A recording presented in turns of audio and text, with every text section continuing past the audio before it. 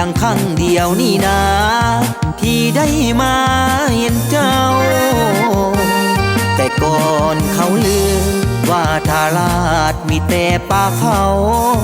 บัดนี้ทาราชของเฮางามเหลือจะเว้าเนื้อคำเก่าขาโอ้ทาราชเอ๋ยข้าขอเอ่ยคำสมคู่ว่าทินแก้วงามสมที่ทัศนาวันนั้นน้ำเงิมไหลนองไหลสุปองแป้วทางสวรรค์ผ่านสองหัวผู้สนกันคือจุดสำคัญทินพัฒนาเขื่อนน้ำหุมเฮาสดสวยงามเด่นเฮืองแสงเหมือนกันแยงของสาวเมืองแก้วอุดม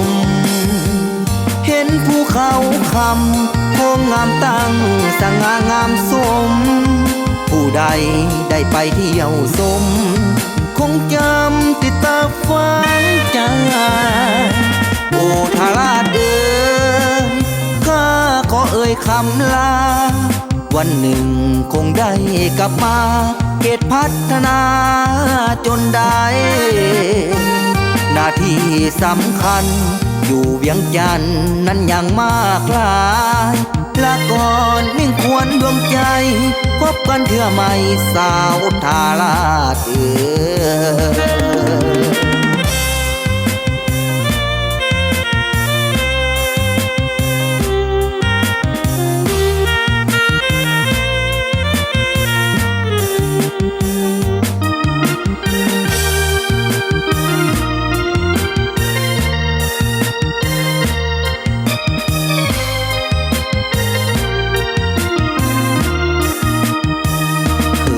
น้ำหุมเฮา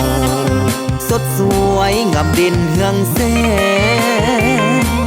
เหมือนแว่นแยงของสาวเมืองแก้วอุดมเห็นภูเขาคำโค้งงามตั้งสง่างามสมผู้ใดได้ไปเที่ยวชมคงจำติดตาฟังใจโอ้ทาราชเอ๋ยข้าขอเอ่ยคำลาวันหนึ่งคงได้กลับมาเขตพัฒนาจนได้หน้าที่สำคัญอยู่เวียงจันทน์นั้นยังมากหลายลาก่อนมิ่งควรดวงใจพบกันเถื่อไม่สาวทาราช